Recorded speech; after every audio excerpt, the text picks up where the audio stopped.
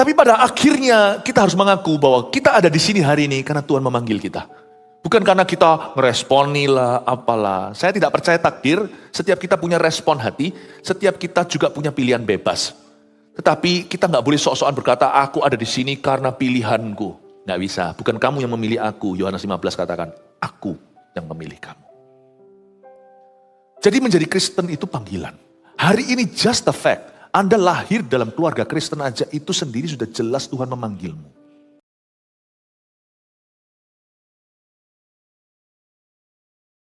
Berkati hubungan kami dengan Tuhan dan berkati hubungan setiap rumah tangga dengan cara yang baru ya Bapa. Supaya kami semua menemukan ya Tuhan koneksi dan hubungan yang dari Tuhan. Agar setiap kami sungguh-sungguh bertumbuh dewasa dalam iman. Tuhan berkati kerohanian kami. Buat kami bertumbuh pada siang hari ini. Ke arah Kristus, yes, ke arah Tuhan Yesus. Makasih Tuhan, sampaikan sabdamu melalui mulut hambamu ketika Bible study ini. Berikan clarity atau kejelasan sehingga kami semua bisa mengerti, memahami, merenungkan firman. Dan kami bisa memperoleh sesuatu kami bawa pulang. Menjadi bekal 5 roti 2 ikan untuk pemakaian Tuhan dan penyertaan. Bapa terima kasih, sembunyikan hamba di balik salib-Mu demi nama Yesus. Amin, puji Tuhan. Shalom, selamat siang, berikan tepuk tangan untuk Tuhan Yesus. Haleluya. Sebelum duduk, beritahu kanan kirinya, senang melihat Anda. Puji Tuhan. Silakan duduk ya. Dan kebaktian berikutnya, Yudas part 1, 2, and 3. Yudas kita buka, ini bukan Yudas Iskariot. Yudas ini adalah saudara Yesus. Kitab Yudas itu sebelum Wahyu, mari kita buka bersama-sama Yudas pasal yang pertama. Saya bacakan beberapa ayat berhenti lalu saya jelaskan, ambil catatan, kita akan belajar firman. Salam dari Yudas, hamba Yesus Kristus dan saudara Yakobus kepada mereka yang terpanggil, yang dikasihi dalam Allah Bapa dan yang dipelihara untuk Yesus Kristus. Rahmat, damai sejahtera dan kasih kiranya melimpahi kamu. Berhenti di situ, pendahuluan. Di sini ada sebuah salam dari Yudas. Sebagai orang Kristen kita sudah berapa tahun menjadi anak Tuhan, apalagi yang dari lahir, gak boleh bingung ya. Ini kitab Yudas bukan Yudas Iskariot. Yudas Iskariot tidak tulis Injil, tidak tulis Alkitab. Ini Yudas siapa? Yudas ini adalah the half brother of Jesus. Kenapa half brother? Kenapa bukan saudara cer? Sama mama, tetapi Yesus tidak lahir dari sperma. Di Matius 13, nggak usah dibuka, 55-56, dijelaskan ketika Yesus di Nazaret pelayanan, mereka semuanya menggumun dalam hati. Siapa orang ini? Who is he? Oh dia, bukannya ayahnya tukang kayu ya? Ibunya namanya Maria, dan saudara-saudaranya kan kenal, kita semua tahu, itu neighbor, itu tetangga. Bukankah saudaranya itu Yakobus, Yusuf, Simon, dan Yudas?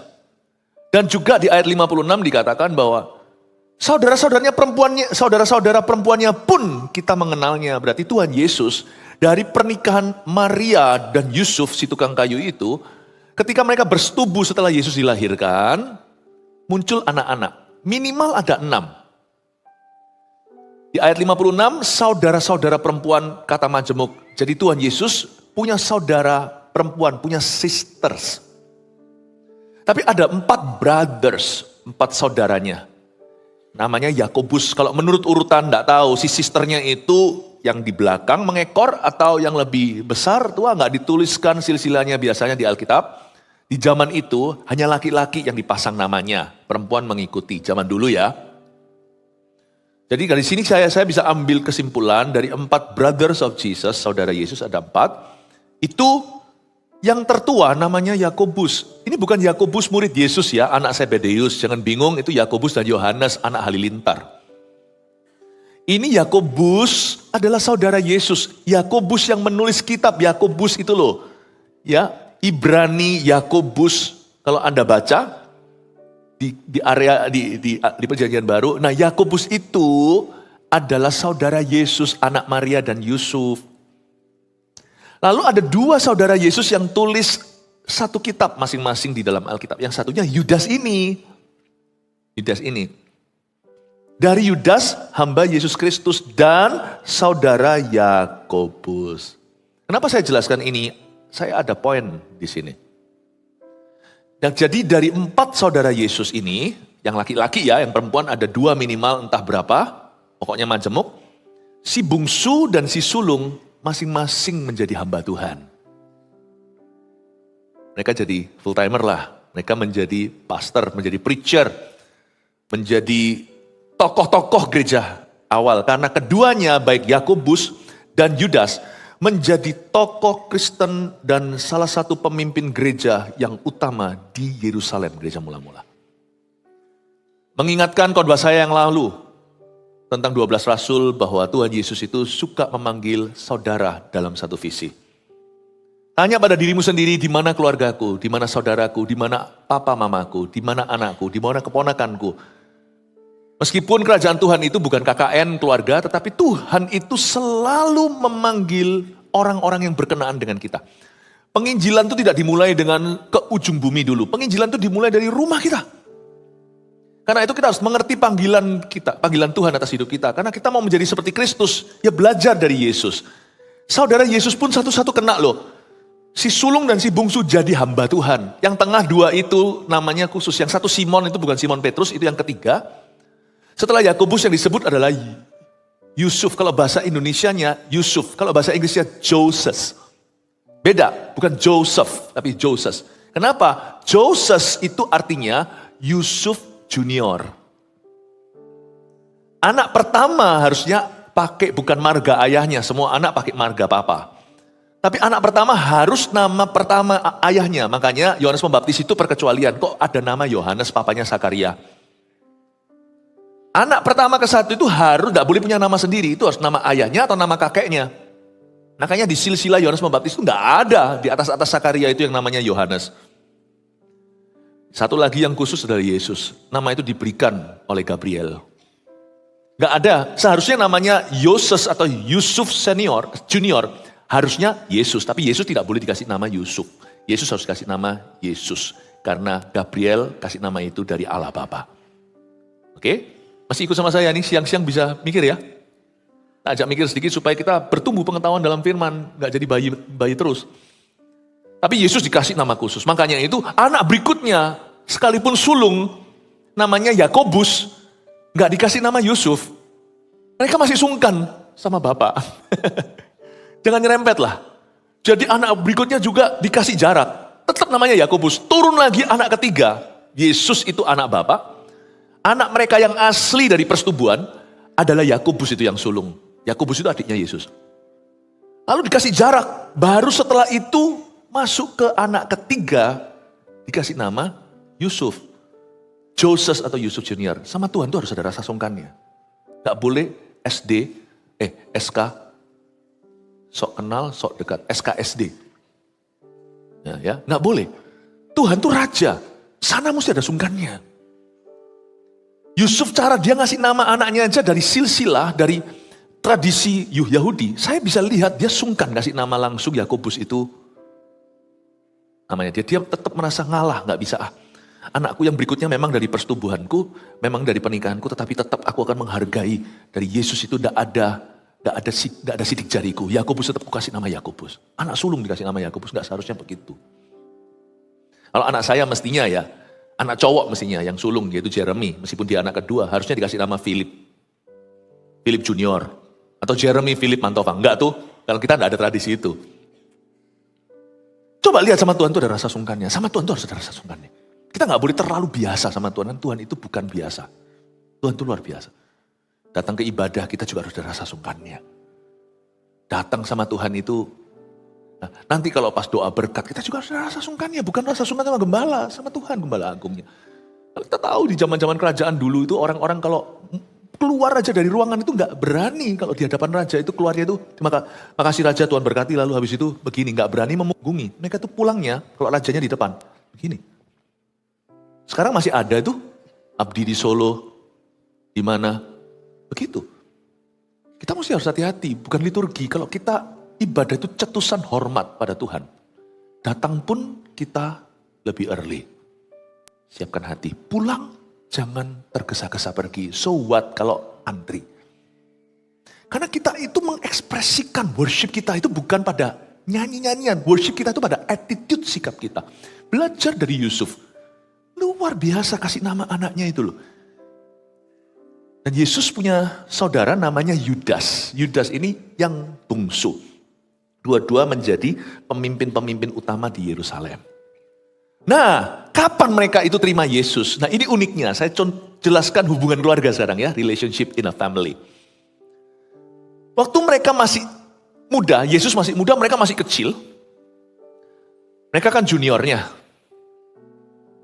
Mereka gak percaya Yesus. Coba kalau ada baca di Injil, kitab Injil, di Yohanes. Mereka bahkan ngece kokonya. Kok, bang, abangnya. Lu kalau mau terkenal, malah sok kasih nasihat. Mereka lupa diri kali, sekalipun Yesus itu jelmaan Allah menjadi manusia, kepenuhan Allah di dalamnya. Mereka kok gak ada rasa sungkan, mentang-mentang Yesus bisa capek, bisa keringatan. Mereka dulu kasih saran, emangnya mereka siapa? Dasar orang gak percaya. Bahkan Alkitab mengatakan bahkan saudara-saudaranya pun tidak percaya kepadanya. Sampai kapan? Nanti saya jelaskan. Suatu hari Yesus khotbah aja sampai mamanya, ibunya pun Maria kan menyimpan di hati. Tapi Maria kan belum bisa menyelami apa yang Allah sedang kerjakan dalam hidupnya. Dia tahu Yesus ini bayi ajaib, tapi apa yang terjadi padanya kan Maria belum tahu. Nanti ujungnya dia akan mengerti ketika dia melihat putranya yang sulung itu disalibkan. Ada pedang menusuk hati, seperti yang dinubuatkan di bait suci ketika Yesus diserahkan. Dan waktu itu saudara-saudaranya semuanya kasih saran. Saya bisa bayangkan tuh Yakobus ngomong gitu, Yoses, Yusuf, lalu habis itu Simon yang bukan Petrus, lalu habis itu adik kecilnya Yudas pun ikut-ikutan. Iya kok, gitu aja. Kalau mau terkenal ke Yerusalem, lu kalau mau terkenal ke Jakarta.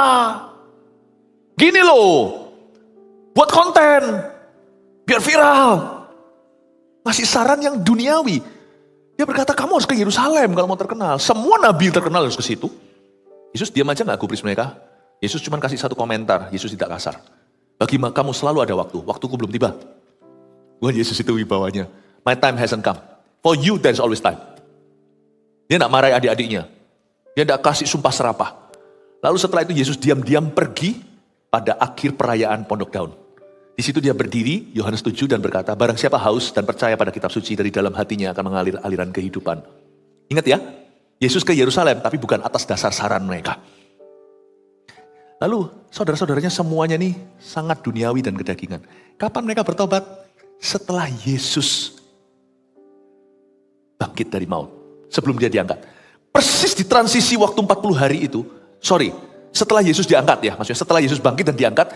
Dalam transisi 10 hari itu mereka bertobat. Yaitu antara Yesus diangkat ke sorga. Sampai Pentakosta 1 minggu lebih 3 hari kemudian. Yaitu 10 hari. Di situ saudaranya bertobat. Buktinya di Kisah Para Rasul pasal 1 gak usah dibuka. Dikatakan di dalam judulnya di Alkitab kita Rasul-Rasul menanti. Di situ tertuliskan bahwa siapa aja murid Yesus yang turut antri untuk terima Roh Kudus. Ditulis di sana semuanya 11 rasul ada kecuali Yudas Iskariot. Lalu di kalimat terakhir di perikop ayat Rasul-Rasul menanti itu dituliskan bahwa demikian pula dalam pertemuan di loteng itu terdapat Maria, ibu Yesus dan saudara-saudara Yesus. Jadi mereka itu baru percaya pada Yesus setelah Yesus dibangkitkan, naik ke sorga. Sebelum itu mereka tidak percaya. Betul, ada orang susulan itu ada. Makanya kita itu mesti sabar-sabar sama keluarga kita. Sabar sama saudaramu, sabar sama anakmu, sabar sama orang tuamu. Semua udah Kristen kecuali satu, sabar dulu. Kita juga harus sabar sama tetangga kita, teman kita. Memang ada berkat susulan, katakan amin. Ada orang-orang yang datangnya terbelakang. Ada orang-orang yang datangnya telat, namun bagi Tuhan tidak terlambat. Makanya jangan cepat give up sama orang gampang menyerah. Sebab Tuhan belum selesai dengan dia. Bahkan ketika kita mau menyerah atas hidup kita aja, tiba-tiba dapat firman, I'm not done, aku belum kelar denganmu. Kalau ada orang jatuh, angkat dia. Tuhan belum selesai sama dia. Kalau ada orang tersesat, tegur dia, arahkan. Siapa tahu dia dengarkan, kalau enggak, doakan. Nggak usah tunggu, selalu layani yang sudah ready, yang sudah siap dulu. Tapi jangan pernah hapus mereka dari kitabmu. Tuhan aja masih kasih ruang kosong RSVP untuk reservasi di kitab kehidupan ada spasi untuk nama Anda atau nama orang itu. Don't give up. Memang akan ada orang-orang yang telah datang. Saya sampai hari ini masih menerima bukan hanya kabar, kadang-kadang langsung terima orangnya. Orang ini dulu begini, dulu benci Tuhan, lalu sekarang. Bahkan bukan hanya tentang Tuhan Yesus, tentang gereja. Wah, dulu sangat anti dengan gerakan GMS, tapi sekarang. Saya sampai hari ini loh masih. Ibadah-ibadah sebelum ini saya masih menerima orang-orang yang tiba-tiba membelot dari tempat yang salah. Lalu kembali ke jalan yang benar. Saya masih terima, inilah kakaknya lah, siapalah orang tuanya. Sekarang bergabung, sekarang mau membangun visi Tuhan. Tidak ada kata terlambat, katakan kanan kirinya, tidak ada kata terlambat dalam Tuhan. Kasih tepuk tangan untuk Tuhan Yesus. Buktinya orang yang telah datang, jadi tokoh di Yerusalem. Yang terkemudian akan menjadi terdahulu kalau Tuhan bekerja, katakan amin. Tapi yang terdahulu, hati-hati jaga diri, jangan sampai nanti Anda jadi yang terkemudian alias terbelakang. Janganlah kita itu malas dan lengah, jangan kita merasa kuat, jangan merasa hebat. Jangan-jangan nanti kelinci itu tertidur di tengah-tengah perlombaan, kura-kura melampaui dia di garis finishnya. Jangan merasa diri sendiri sudah lompatan imannya. No one is safe dalam arti itu. Kita semua diselamatkan oleh Tuhan Yesus ya. Tapi nobody, tidak boleh ada orang yang play it safe. Tidak boleh ada orang yang merasa safe kalau dia malas berdoa, malas mencari Tuhan. Saya pelajari di sini cerita tentang Yudas. Saya menemukan sesuatu yang indah. Bahwa ini orang ya, terlambat datangnya. Tapi Tuhan Yesus pakai dia. Tapi ada sesuatu yang lebih memukau bagi saya. Lanjutin ayat 1. Dan Yudas, what? Hamba Yesus Kristus. Tunggu. Kita gampang menyebut dia Tuhan. Karena kita gak pernah lihat Tuhan Yesus. Kita gak pernah hidup bareng. Kita gak pernah lihat Tuhan Yesus capek, terlelap tidur. Jadi gampang untuk kita bisa menerima firman, Allah Israel tak pernah tertidur maupun terlelap. Tapi bagaimana kalau Yesus selama 33,5 tahun, 30 tahun paling tidak sebelum jalan misi, tinggal bersama dengan adik-adiknya, mereka lihat Yesus ngorok. Karena Tuhan Yesus juga manusia 100%. Di samping Yesus 100% Allah. Gak gampang. Nabi itu dihormati di mana-mana kecuali di rumahnya. Karena kita melihat dia apa adanya. Yesus gak pernah berdosa, jadi gak ada batu sandungan. Tapi mereka lihat Yesus itu, Yesus makan. Pernah Yesus melihat Yesus itu berlumuran debu, keringat. Yesus haus, tertidur pulas. Mungkin sebagai manusia tetap mendengkur, mungkin bukan karena jantungnya, tetapi mungkin bisa jadi nafasnya. Waktu tidur kan bisa nafas, atau gigi kita bisa kerak-kerak juga bisa kan. Yesus tidak mengalami perkecualian terhadap pengalaman-pengalaman sehari-hari manusia. Mereka lihat itu pada kokonya, terus tiba-tiba sekarang berkata, dalam suratnya dia tulis begini tentang dirinya, dari Yudas, hamba Yesus Kristus. Jangankan Yesus, manusia aja sulit kok. Kalau tiba-tiba bersaudara, salah satu di antara mereka jadi gembala. Kakak adiknya juga gak gampang. Gak mungkin tiba-tiba panggil pastor, itu gak mungkin. Gak mungkin. Adikku kok, kokoku kok. Kakak rohani lain, adik rohani lain, anak rohani lain. Tiba-tiba, gak mudah. Makanya pas Yesus berkhotbah, gak gampang buat Maria. Yesus punya khotbah mulai kontroversi bagi Farisi. Dia mulai ketar-ketir sebagai mama, naluri ibu keluar, ditulisi surat loh itu. Mungkin gak surat ya, tapi berita kabar dari mulut ke mulut karena mereka gak bisa masuk karena penuh itu rumah. Di Kapernaum akhirnya sampailah kabar ke Yesus, mamamu dan saudara-saudaramu, adik-adikmu di luar sana nunggu. Mau tahu gak Yesus jawab apa? Siapakah ibuku? Siapakah saudaraku? Mereka yang melakukan kehendakku. Di situ Tuhan buat satu boundary, buat satu perbatasan. Ibu, aku menghormatimu sebagai mamaku. Tapi when I'm in the anointing of the Holy Spirit, waktu aku berada di dalam urapan Roh Kudus, waktu aku berada dalam urapan Allah, gimana ya? Coba saya taruh dalam kata-kata yang pas ya. Waktu aku berada dalam urapan Allah, aku miliknya Allah. Bukan milikmu mama.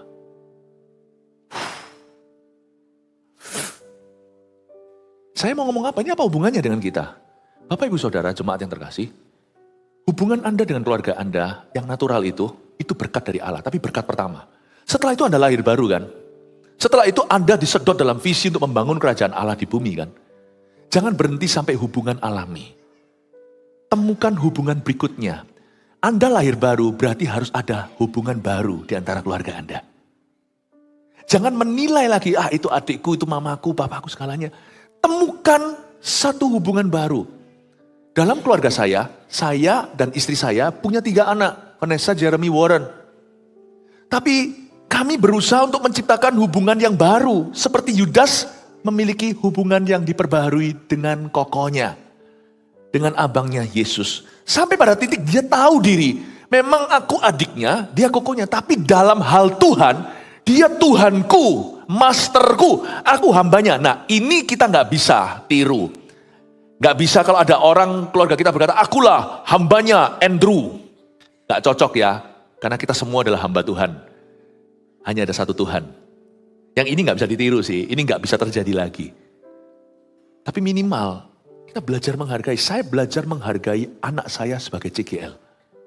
Hubungan saya dengan Warren, anak saya yang paling kecil, ya, bukan lagi sekedar ayah, papa, dan anak. Itu iya, percayalah. Itu terus terjadi, saya didik putra saya. Tapi saya punya sebuah newfound respect atau sebuah respect baru yang saya miliki.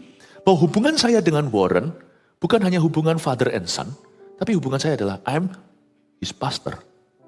Saya pastornya dia. Dia jemaat saya. Itu membuat saya lebih respect, artinya saya gak bisa punya 2 dunia. Bagaimana saya hidup? Saya harus hidup di hadapan seorang jemaat yang tinggal di rumah saya. Dan saya gak melihat dia sebagai anak kecil. Kamu tahu apa? Saya respect dia sebagai seorang CGL. Anak saya ini pemimpin kelompok sel di Eagle Kids. Dia juga member, dia tuh punya 2 CG lebih sibuk dari saya ya. Satu CG dia CGL, di satu CG lagi yang lebih tua, koko-kokonya di AOG dia member, dia sponsor. Saya melihat dia sebagai CGL. Hubungan itu indah. Temukan hubungan itu di keluargamu. Jangan berhenti sampai father and son, mother and son, husband and wife. Jangan. Temukan hubungan seperti Yudas menemukan hubungan baru dengan kokonya, dengan abangnya, Yesus Kristus. Beda loh itu. Saya dan istri saya, suami istri iya.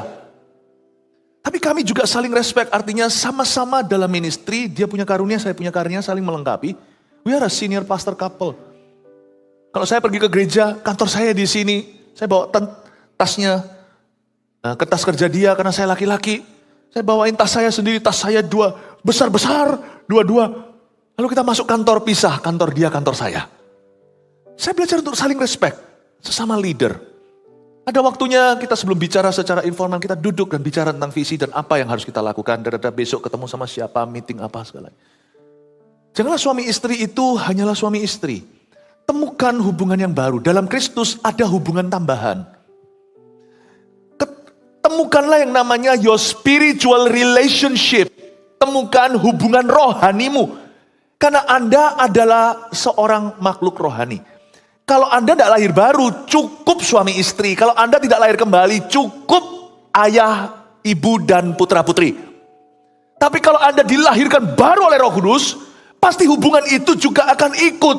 Pasti ada sesuatu yang terbuka, yang sebelumnya tidak ada, yang tidak dimiliki oleh ordinary family atau keluarga biasa yang di luar sana. Temukan itu dalam gereja. New relationships in your home. Amin. Saya dengan anak saya, Jeremy, saya merasa sekarang dahulu kala dia anak kecil, selalu ikut saya. Saya masih ingat dulu waktu saya berkhotbah di New York, belum ada GMS di sana. Saya lagi visit ke situ di gereja-gereja tertentu. Aduh, saya terganggu, anak masih kecil kan. Dia itu tuh main game gitu loh. Namanya dia main game, kan itu boleh main game biar dia anteng gitu ya. Masih kecil banget, masih kecil. Tapi bedanya gini, waktu saya khotbah, dia selalu gitu. Jadi, aduh saya terganggu. Saya bilang sama dia, waduh. Tapi sekarang saya merasa bicara sama dia, saya seperti bicara seorang hamba Tuhan ke seorang hamba Tuhan. Ada sesuatu, bukan hanya saya ke dia, dia merasa sesuatu. Dia merasa, ini not only my father, he's my pastor, he's my leader. Kadang-kadang ya terus terang jangan bilang sama dia, semoga dia gak nonton di jam berapa nih, lagi tidur. kadang-kadang saya bisa juga curi khotbahnya. Dia khotbah ngomong, kamu dapat pewahyuan, mungkin delivery-nya saya lebih pengalaman cara menjabarkan. Cuman kan dia punya pewahyuan tuh saya gak bisa lihat. Spion saya tuh spion kiri, dia spion kanan. Kok bisa kamu punya gitu tuh bukan dari, ya memang dia belajar teologi, tapi saya rasa itu juga perlu eksplorasi sendiri ya. Terus saya ngomong gini, waduh bagus ya. Maminya bercanda bilang, sudah Der, jangan cerita lagi sama Dedi. Nanti tiba-tiba dikhotbahkan sama Dedi. Kamu buyar, belum dikhotbahkan sudah gak jadi khotbahmu. Bercanda. Ya kan mereka suka satu keluarga bully saya. Saya merasa dari dulu mengganggu saya waktu lagi khotbah di New York. Sampai saya tuh jewer, dia bukan jewer sungguh. Saya bilang, jangan gitu lain kali. Masih kecil. Sekarang bisa memberi input sama saya. Nanti 2 minggu lagi, saya tunggu sih karena semua doa untuk kucing kan. Anak saya Vanessa sekolah film. Sudah bantu dengan multimedia bersama-sama satu tim bikinkan laporan kemenangan yang notabene biasanya laporan kemenangan itu terprediksikan. Begini selesai. Nanti Anda lihat sendiri 2 minggu lagi. Itu ada sidik jarinya anak saya, Vanessa yang bantu. Waktu saya dikasih, boleh gak Dad begini? Saya berkata, wow, you've made my world different. Thank you, saya punya respect. Good job.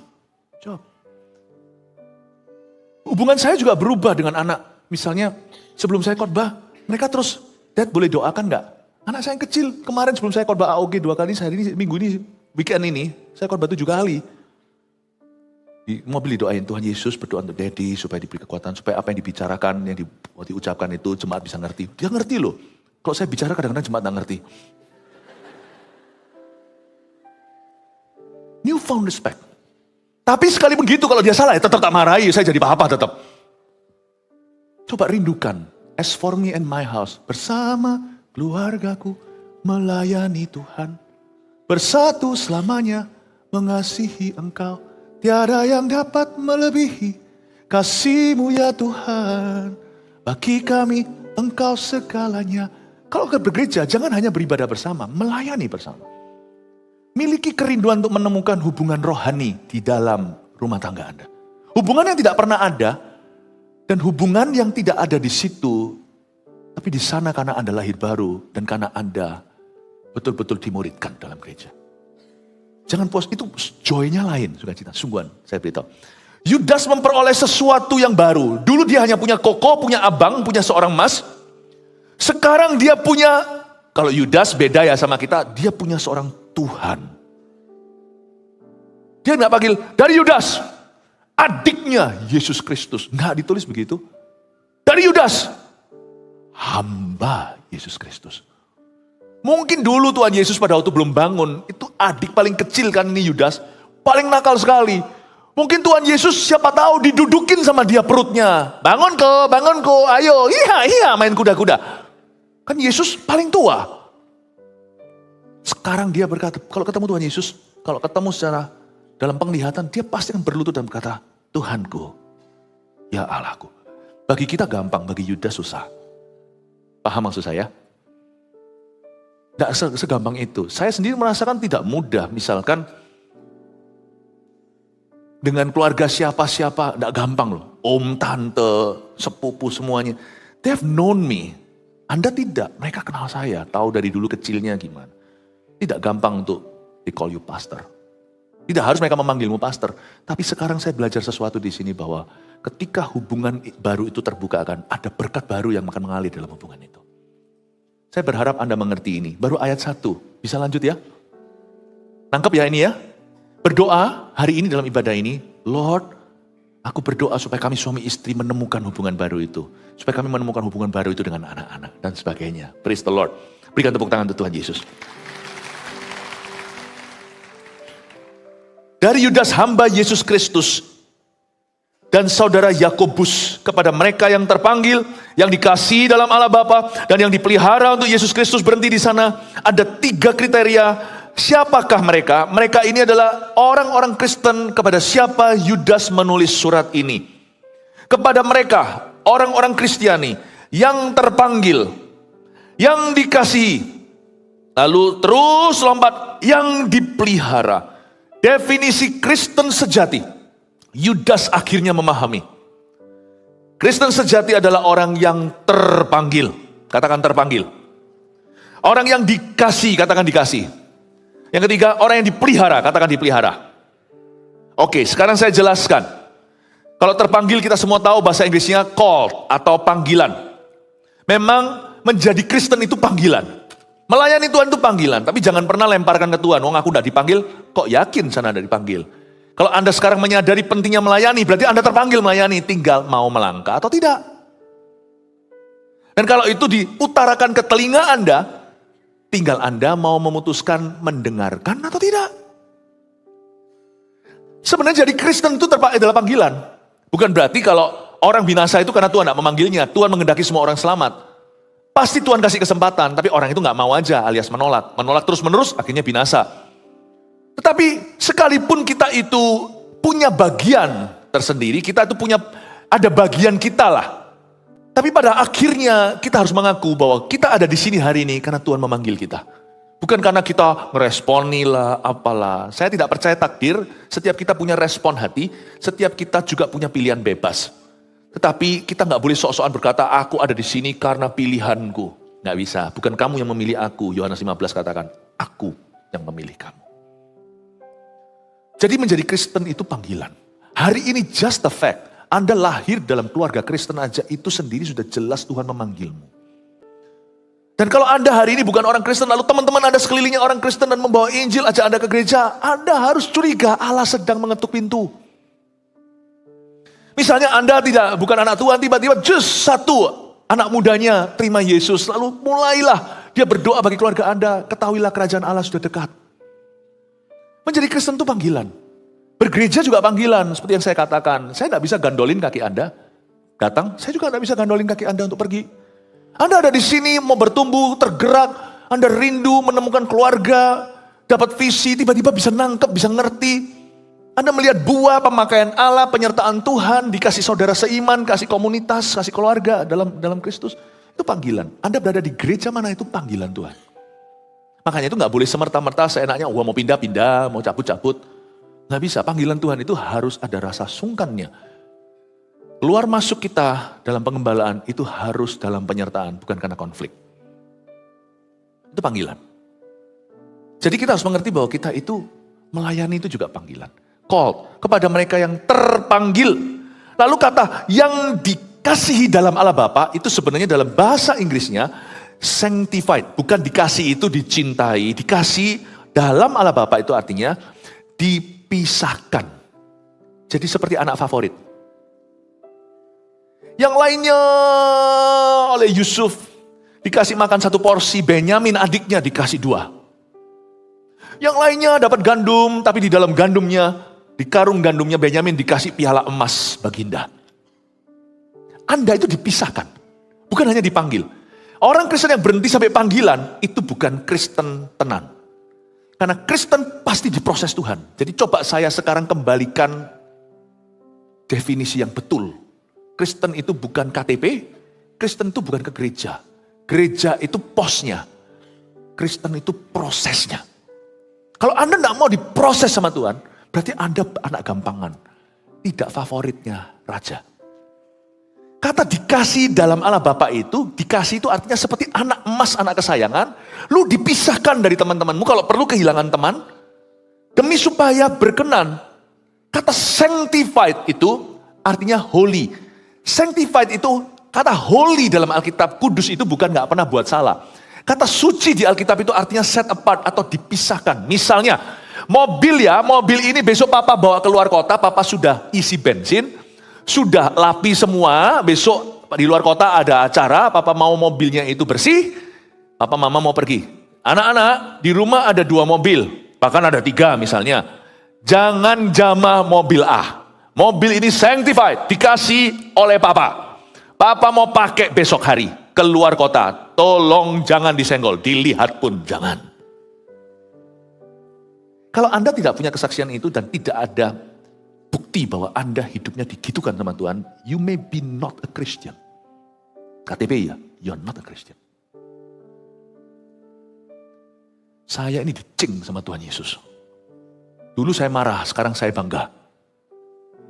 Kenapa tidak boleh? Ini tidak boleh. Bukan masalah boleh nggak bolehnya, manusia itu kan julingah, sukanya lihat nggak boleh. Padahal kalau kita melihat, bukan nggak boleh dilihat. Mobil itu bukan nggak boleh disenggol.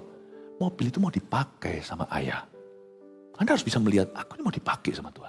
Bukan aku aja, perjanjianku ini akan diturunkan ke Ishak Yakubku. Ini adalah perjanjian iman yang diturunkan. Yakub itu sama Tuhan diproses lewat Laban. Karena Yakub yang turunkan Mesias nanti. Mesias tidak dari keturunan Ismail. Mesias tidak dari keturunan Ismail, tapi dari keturunan Ishak, bukan dari keturunan Esau, tapi keturunan Yakub. Anak cucu Anda mau keturunan siapa? Yakub atau Esau, Ishak atau Ismail? You pilih, Anda Ishak atau Ismail. Dan Tuhan akan mengeluarkan sumur dari Yakub. Apa yang Yakub gali? Sumur itu sampai nanti di Samaria masih ada orang minum dan menimba airnya. Orang Samaria masih hidup dari situ. Belum lagi, ada keturunan Yakub yang berhenti di sumur nenek moyangnya yang punya perjanjian dengan Allah. Sang Mesias sendiri berkata, kamu minum dari sumur ini, sumur nenek moyangku secara jasmani, kamu akan haus lagi. Tapi kalau kamu minum dari sumur ini, aku keturunan Yakub. Tapi aku adalah anak Allah. Kau minum dari airku, kamu tidak akan pernah haus.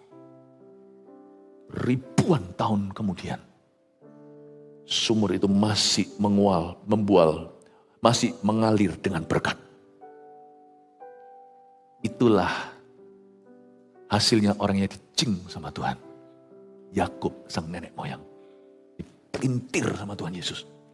Sama Tuhan, sama Allah. Allah Yehova, Allah Yahweh di perjanjian lama. Dipelintir itu. Sampai gulat sama Tuhan. Sampai bergelut sama Tuhan. Sampai sing-sing pagi hari. Menyingsing pagi hari sampai fajar. Sampai subuh maksudnya. Sampai begitu. Kalau Anda tidak diproses Tuhan, Anda berhenti sampai call, terpanggil saja. Aku terpanggil di sini, lalu tidak berbuat apa-apa. I don't think you are a true Christian. I'm sorry to say. Sebab Anda tidak dikasih. Kalau yang tidak dikasih berarti anak gampang. Kata anak gampang itu nggak enak. Should I say it or not? Pakai ejaan aja ya. Saya nggak suka mengutarakannya meskipun itu adalah bahasa Inggris, tetapi jadi bahasa sumpah serapah soalnya. Anak gampang itu sinonim dengan artinya sama kalibernya dengan BITCH. Jangan disebut. Anak anjing geladak.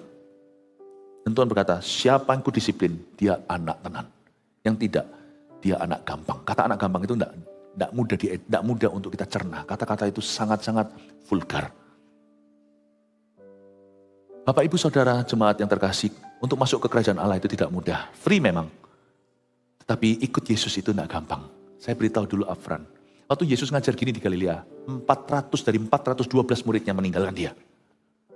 Saya harap lewat khotbah saya jam 1 ini tidak tiba-tiba di sini tinggal 12 orang. Tapi kalau memang harus ya nggak apa-apa. Saya mulai dengan 12 itu, kita akan menangkan seluruh bumi. Daripada 400 tapi tidak ikut Yesus.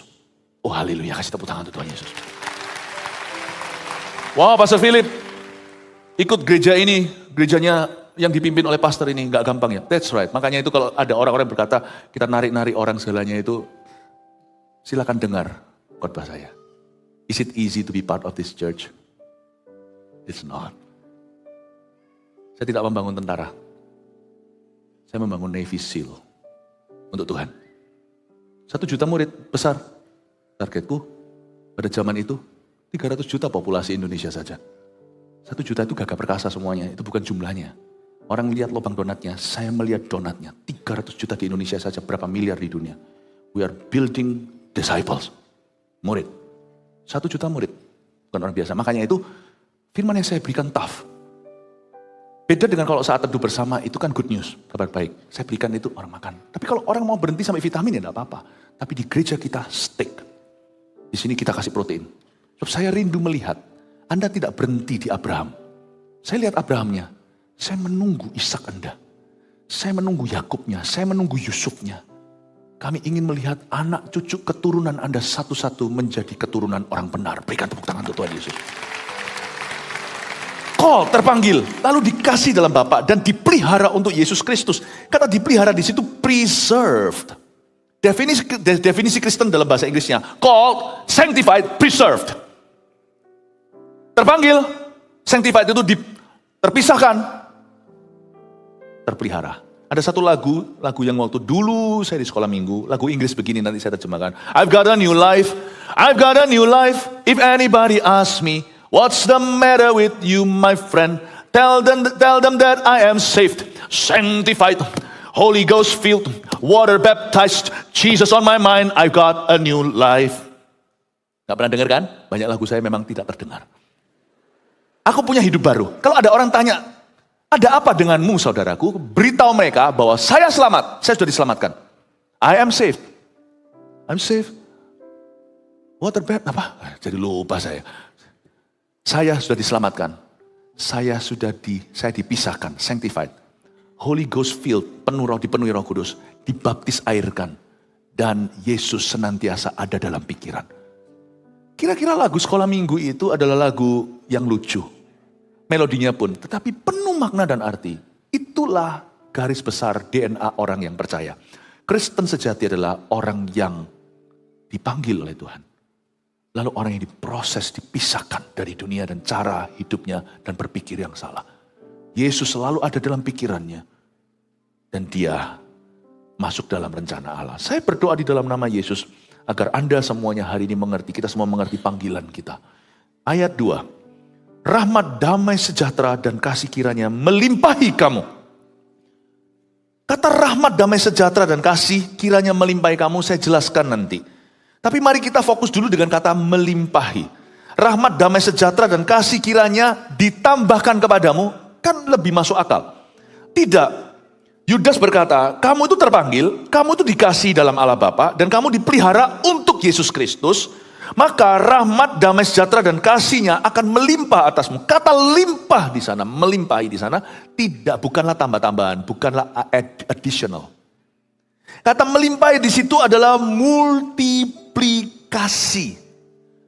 Kalau ayat 1b tadi singular atau tunggal, kata tunggal, kamu terpanggil itu satu, dikasih dalam Allah Bapa satu, dipelihara satu, lalu tiba-tiba dimultiplikasikan, saya kasih arti dan maknanya. Tidak ada orang Kristen dipanggil untuk dirinya. Waktu saya baca kata melimpah di sini, saya ingat 5 talenta. Setiap kita yang diselamatkan itu adalah 5 talenta. Maksudnya, tidak ada satupun di antara kita jadi orang Kristen supaya kita sendirian selamat. Never on God's mind. Kalau sampai kita percaya itu, kita belum paham hati Bapa. Setiap kita yang diselamatkan, itu selalu Tuhan pikirkan 5 talenta.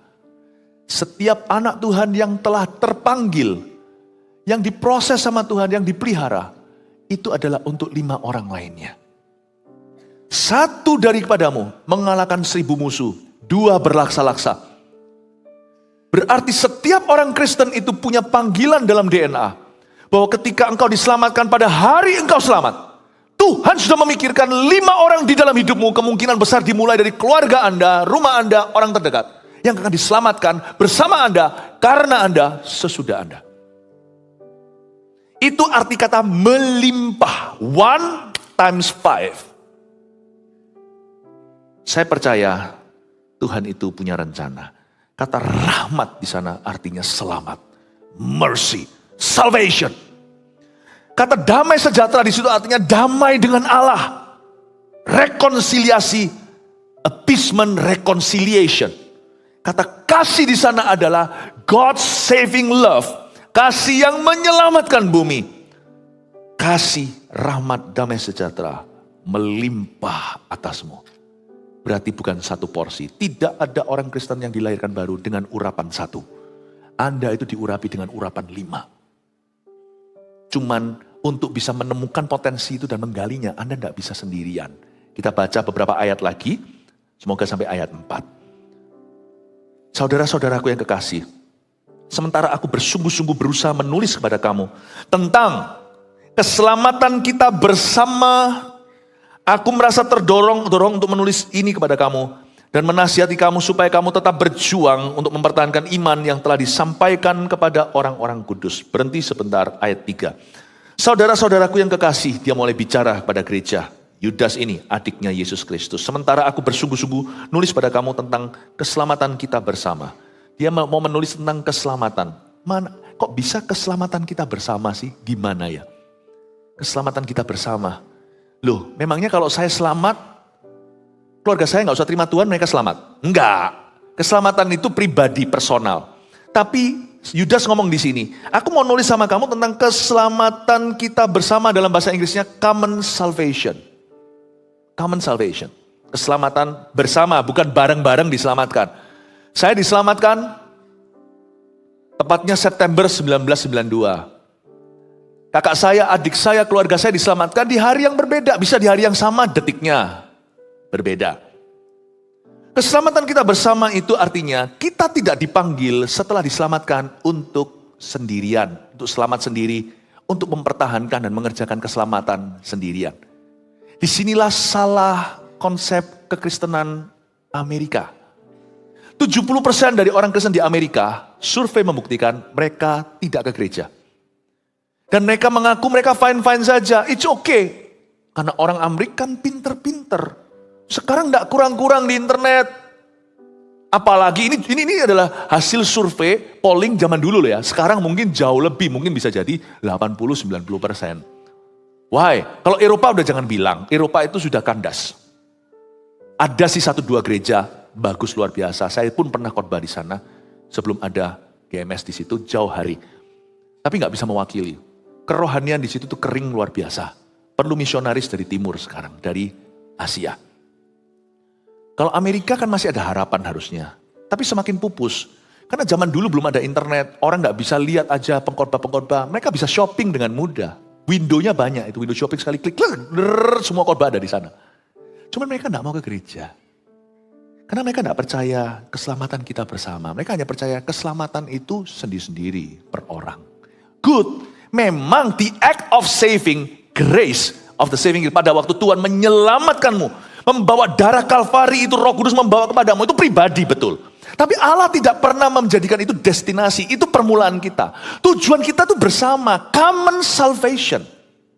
Common salvation, dengan kata lain, Anda kan kandas, Anda bisa diselamatkan dengan sangat mulia hari itu.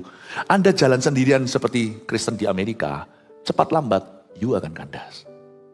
Tanpa Anda menyadari. Pasti, bukan karena kita tidak bisa bergantung pada Tuhan sendiri. Tapi memang Tuhan tidak pernah takdirkan kita untuk sendirian. Doa Bapa kami pun, the Lord's Prayer pun bunyinya Bapa kami yang di dalam sorga. Jangan diganti Bapakku yang di sorga. Bapa saya. Tidak bisa. Kita itu bertumbuh bersama, itu sudah maksud ilahi. Common salvation, keselamatan kita bersama. Dan Amerika, 70% belum ada internet. Sekarang sesudah ada internet mungkin sudah lebih. Coba Anda lihat mereka kalau ditanya, I can survive, aku bisa bertahan sendiri. Coba sekarang lihat negaranya. Mana akhlaknya yang paling parah? WC lambang laki yang pakai rok. Dan juga yang berkata, belum ditentukan ada di mana. Coba lihat sekarang perampokan siang-siang hari di California. Nyantai aja ngambil tas, toko apa, begitu aja langsung pergi. Pakaian, grocery, semuanya kena. Kalau memang negara itu dominasi Kristen, kenapa negara jadi begitu? Itu namanya powerless Christianity. Waktu Anda cabut dari semua kalkulasi, yang namanya church life kau cabut. You only have individual Christians. Dan itu bukan kerajaan Allah. Itu ICU-nya Christianity. Kenapa kalau Anda bisa membangun kerajaan Allah, Anda puas dengan selang ke masing-masing tangan? Saya rasa disinilah hilang. Kamu tentang keselamatan kita bersama, aku merasa terdorong untuk menuliskan kepadamu. Dan menasihati kamu supaya kamu tetap berjuang untuk mempertahankan iman. Yang telah disampaikan, lihat lagi majemuknya, kepada orang-orang kudus. Tidak individualistis.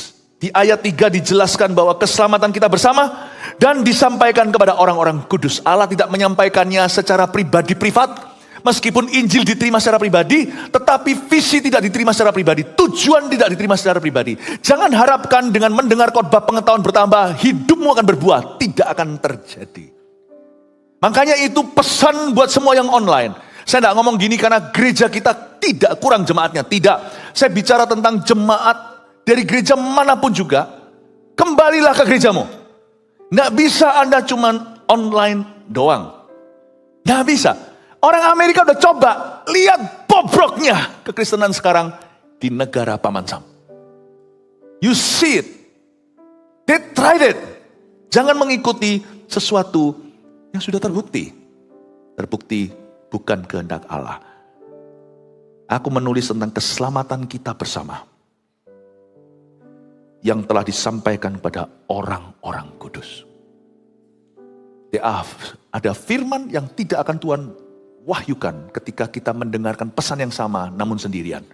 Tapi ketika kita bersama, pesan itu Tuhan kupas untuk hidupmu. Itu bukan dari penjabaran pengkhotbah, tapi dari pengurapan korporat. Itu nggak ada. Itu nggak ada. Kalau Anda klik sendiri, klik dengar gitu, puji Tuhan. Lain cerita kalau Anda sakit, lain cerita kalau Anda tidak bisa. Lain cerita kalau Anda bepergian. Tetapi kalau Anda cuma klik atas dasar pilihan, Tuhan tidak akan singkapkan. Seriously. Ada sesuatu yang Tuhan sembunyikan. Tidak disingkapkan. Karena itu saya ingin mendorong setiap orang. Udah lewat pandemi udah lama. Go back to your churches. Kembali ke gereja-gerejamu. Karena Tuhan punya rencana keselamatan bersama untuk Anda. Besi menajamkan besi, manusia menajamkan manusia. Dan Tuhan hendak berbicara, masih menyampaikan kepada orang-orang kudusnya. Amin, Bapak Ibu, jemaat. Praise the Lord ya. Oke, terakhir dengan ini saya selesai. Ayat 4 dulu, sebab ternyata ada orang tertentu yang telah masuk menyusup ke tengah-tengah kamu, yaitu orang-orang yang telah lama ditentukan untuk dihukum. Mereka adalah orang-orang yang fasik, yang menyalahgunakan kasih karunia Allah kita untuk melampiaskan hawa nafsu mereka, dan yang menyangkal satu-satunya penguasa dan Tuhan kita, Yesus Kristus. Pada dasarnya saya nggak usah jelaskan, tapi ayat 4, Yudas merasakan ada sebuah bahaya yang mengincar umat Tuhan. Kalau Anda melihat di film-film hewan, kalau ada lembu Afrika itu yang menjauh, apalagi kalau dia agak sakit dan lemah atau kijang, atau itu loh wildebeest apa itu ya, yang kayak lembu tapi ininya ada tanduknya itu. Dan kalau ada yang memisah, biasanya di situ mereka akan menjadi rawan, akan menyusup ini dan itu. Menyelusup, artinya dikata menyelusup, masuk menyelusup ke tengah-tengah kamu. Dan kata menyelusup itu creeping. Creep itu artinya merangkak masuk, kamu tidak terasa. Anda tidak merasa sampai akhirnya orangnya masuk beneran. Cara iblis masuk kepada orang Kristen yang sendirian adalah cara yang sangat subtle bahasa Inggrisnya. Seperti submarine. Waktu dia keluar, ujung nuklir sudah di depan. Saya tidak ngomong ini untuk menakuti, ini firman. Bahwa saya sendiri sebagai hamba Tuhan, kerohanian saya fine. Saya tidak bisa survive, saya dan keluarga saya, tanpa gereja. Saya minta yang di Amerika yang mendengarkan ini, saya harap kalau Anda orang Amerika beneran mendengarkan ini, mungkin pakai translation di YouTube kita ada yang klik English. Go back to your church please. Setiap kita harus kembali. Tuhan belum pernah menceraikan dan tidak akan menceraikan mempelai wanitanya, yaitu gereja lokal. Go back to your church, serve God's purpose, layani tujuan Allah di sana. Anda boleh punya pelayanan tambahan, tapi itu sifatnya vitamin. Tetap visi itu tidak Tuhan letakkan di tangan pengusaha. Ada orang-orang yang dipanggil Tuhan jadi hamba Tuhan untuk memulai gerejanya. Memang gereja tidak sama mulanya, semua beda-beda story-nya. Anda punya roh kudus dalam diri Anda. Anda bisa membedakan tahu, Anda bisa tahu yang mana dengan banyak doa. Risetmu akan membuahkan hasil. Di gereja mana Anda dituntun, itu panggilan, berbuahlah di sana. Hari-hari ke depan, setan akan menargetkan putra-putri kita. Gereja adalah tudung Allah. Masalahnya gereja nggak sempurna. Kalau gereja nggak sempurna, Anda di situ sempurnakan. Amin, Bapak Ibu Saudara. Kepada orang-orang kudus, menyelusup itu creeping, artinya merangkak masuk. Saya sekarang kasih simpelnya kepada Anda. Di sini Alkitab mengatakan kita harus berjuang untuk mempertahankan iman. Terakhir dengan ini, katakan berjuang untuk mempertahankan iman. Oke, berjuang untuk mempertahankan iman itu apa? Kata berjuang di sana itu artinya wrestling continually atau bergulat terus-menerus. Jadi kekristenan itu tidak bisa sekali lahir baru. Kekristenan itu selamatnya sekali, nggak berkali-kali. Oke, keselamatan kita itu bukan by instalasi. Enggak ya, sekali selamat Tuhan betul-betul menyelamatkan kita. Kita harus percaya Tuhan itu nggak pernah pelin-pelan. Namun demikian pergumulan kita akan terus datang. Yang namanya peperangan rohani tidak akan berhenti. Disitulah kita butuh saudara seiman. Tetap berjuang, kata berjuang di situ bukanlah berjuang sendirian. Di sini artinya wrestling continuously. Christian struggles are real, atau pergumulan orang Kristen itu nyata dan kita tidak bisa menang sendiri. Christian struggle. Kita harus berjuang untuk mempertahankan iman bersama dengan orang kudusnya. Saya titip, di gereja ini, gereja kecil, gereja besar, tidak bisa orang-orang itu dilindungi dari mimbar. Mimbar ini set standar. Tapi orang-orangnya yang melakukan standar itu. Saya punya pesan sebagai gembala sidang tahun-tahun ke depan. Waktu Anda tertanam di gereja ini, jangan perhatikan dirimu sendiri. Pasti Anda akan diperhatikan. Don't worry. Miliki orientasi konotasi yang berbeda sejak khotbah saya. Perhatikan saudara seimanmu segereja dulu. Belajar menaruh diri di posisi apa yang bisa kulakukan untuk membantu. Nanti lihat ya tahun-tahun ke depan. Hidupmu sendiri akan memperoleh pertolongan dari Tuhan. Amin Bapak Ibu Saudara. Christian struggles are real. Mari kita berikan tepuk tangan untuk Tuhan dulu. Cara kita berjuang untuk mempertahankan iman gimana? Saya kasih 3 poin sederhana aja. Saya nggak siapkan PowerPoint-nya, tulis-tulis sendiri ya. Ini sekedar tambahan ya. Meskipun kita berjuang bersama-sama, saya kasih Anda PR pribadi juga. Bagaimana caranya kita berjuang dalam iman kita, untuk mempertahankan iman kita. Ya, yang pertama, kita bisa memperjuangkan iman kita, mempertahankan iman kita dengan cara yang positif. Positif. Gimana caranya positif? Dengan cara bersaksi, melakukan sesuatu. Misalnya, what can I do for you? Itu positif. Itu sikap hati yang positif waktu datang ke gereja. Kita datang ke gereja itu sama dengan ke rumah pesta pernikahan anak domba Allah. Meskipun nanti pestanya sungguhan itu di sorga, tapi di bumi ini sudah ada bayang-bayangnya. Kalau kita datang ke gereja itu attitude kita bukan gini loh. What can this church do for me? Itu so pasti, jangan pernah berdoa. Apa yang gereja ini bisa lakukan untuk saya? Apa yang Tuhan bisa lakukan untuk saya? Kalau datang ke gereja itu, ke rumah pesta itu harus begini. Lord, what can I do for you? Tuhan, apa yang bisa aku lakukan untukmu? Apa yang bisa saya lakukan untuk gereja ini bersama gereja ini untuk Tuhan? Itu ya, positif. Ganti vibe-nya, diganti arusnya. Dari diri kepada umat. Keselamatan bersama. Kita tidak boleh hidup bagi diri sendiri. Barang siapa mempertahankan nyawa malah kehilangan. Makanya ubah dengan positif, dengan bersaksi, dengan melayani, melakukan sesuatu, ayo memberi diri. Aku mau kontribusi, aku mau ambil bagian dalam pembangunan rumah Tuhan. Yang kedua, dengan cara negatif. Nah, cara negatif, iya. Ini negatif yang baik. Negatif. Kalau nggak percaya, misalnya ada orang di sini cek CA-nya atau kankernya. Apa ada kanker di badannya? Jangan anti dengan kata negatif. Orang yang nggak ngerti, yes, ma, aku positif. Seneng dia. Kalau cek cancer, positif itu berarti ada kankernya. Negatif itu bagus. Untuk tes-tes begitu. Kalau negatif, rayakan dengan keluarga. Papa bebas kanker. Atau nggak ditemukan kanker sama sekali. Yang namanya mempertahankan iman dengan cara negatif itu caranya gimana? Hindari apa yang salah. Orang Kristen harus pintar ini. Di dalam hidupmu bersama harus saling menajamkan, bukan saling menjatuhkan. Misalnya kalau ada teman tiba-tiba curhat, gosip, tapi di sana yang dengar yang enggak. Yang di sana dengar yang enggak berkepentingan, apalagi ada bibi rohani, bukan kita tutupi dosa, enggak. Ada hal-hal tertentu kalau memang perlu diadres, perlu kita tindak lanjuti, tetapi kita juga harus berhikmat. Anda harus bisa mempertahankan iman. Kalau Anda lihat sekeliling Anda, perhatikan orang lain, kira-kira gimana? Belajar peka, jangan mikir diri sendiri. Ini gak baik buat ini baru Kristen. Ini dulu begitu dia itu dari kepahitan, kok sekarang tiba-tiba Anda bisa dengan negatif boykot langsung berkata, sorry, nanti kita ngomongnya private. Kalau perlu nanti saya barengin kamu untuk ketemu sama orang yang bersangkutan. Ini saya rasa gak perlu denger nih semuanya, gak perlu denger. Nah begitu caranya kita menajamkan, itu yang berkenan kepada Tuhan. Jadi kita juga bisa mempertahankan iman, memperjuangkan dengan cara negatif, in the negative sense. Memboikot sesuatu. No. Ketika kita diajak bersalah, melakukan suatu kesalahan, kita harus berkata tidak. Saya suatu hari di pesawat, saya nonton karena pesawat agak panjang, saya nonton itu loh, Die Hard, Bruce Willis itu loh. Karena saya kan suka yang action gitu, tapi kan ada sedikit darah-darahnya itu ya. Wah, bukan saya suka yang gitu ya, bukan saya kekerasan, bukan. Cuman saya suka yang seru gitu loh. Satu building gak bisa kalahkan dia gitu loh. Tapi waktu saya mau lihat itu, di situ ada anak kecil. Duduk di sebelah sini, saya tuh di pinggir jendela situ, dia ada di tengah. Saya liatin terus, aneh itu anak itu. Lu punya TV sendiri kok liatin TV ku? Ayo kita semua kayak gitu kan? Saya lihat pertama awal-awal, toh gak denger kan, dia liatin terus seru. Apa.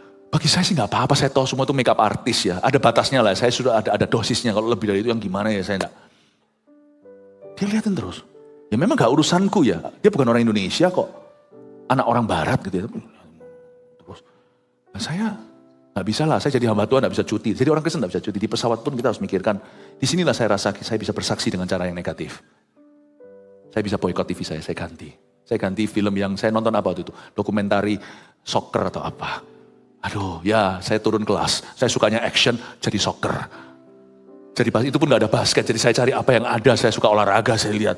Ya sudah, udah, saya lihat ya, puas, nonton soccer sana. Mangkel aku ya. Itu berapa jam masih, 5 jam sisanya, saya nonton soccer. Saya mau nonton Die Hard gak bisa. Tapi saya rasa kita juga bisa gitu mempertahankan iman, meskipun dia mungkin bukan orang beriman. Saya tidak perlu, iman saya harus tanggung jawab sama Tuhan. Kalau ada anak kecil di sekeliling saya harus mikir. Kita bisa mempertahankan iman di dunia kerja kita, di tempat kita sehari-hari dengan cara yang negatif. Boykot sesuatu, no. Oh sorry, aku gak mau denger yang gini. Sorry. Tak, kalau kamu memang punya niat baik, tak antar. Orang mau marah, mau apa, saya negatif. Kalau saya sedang bersaksi dengan cara negatif, saya siap dinegatifi, gak apa-apa. Karena saya akan positif di mata Tuhan. Terakhir, dengan cara praktis. Praktis ini gak perlu banyak bicara. Cara kita mempertahankan iman adalah dengan menjadi example atau menjadi teladan. Living it out atau menghidupi imanmu. Dengan cara begitu, orang lain akan terinspirasi. Nanti suatu saat waktu Anda buka mulut, kabarkan Injil, orang akan mendengarkan dengan senang hati. Nggak tentu mereka terima hari ini. Tapi kalau Anda yang bicara, mereka akan mempertimbangkan. Mungkin hari esok mereka akan menerima. Bapak, Ibu, Saudara, keluarga saya dalam Kristus, jemaat yang terkasih. Tanamkan ini. Anda punya tanggung jawab bukan cuma di gereja. Waktu Anda pulang kembali ke kehidupan sehari-hari, Anda harus jadi saksi. Dengan cara positif, negatif, atau cara praktis. Siap-siap untuk buka mulut dan tuntun orang pada Kristus. Sebab Anda tidak pernah diselamatkan untuk diri Anda. Setiap Anda punya urapan 5 talenta. Berikan tepuk tangan untuk Tuhan. Mari kita semua bangkit berdiri.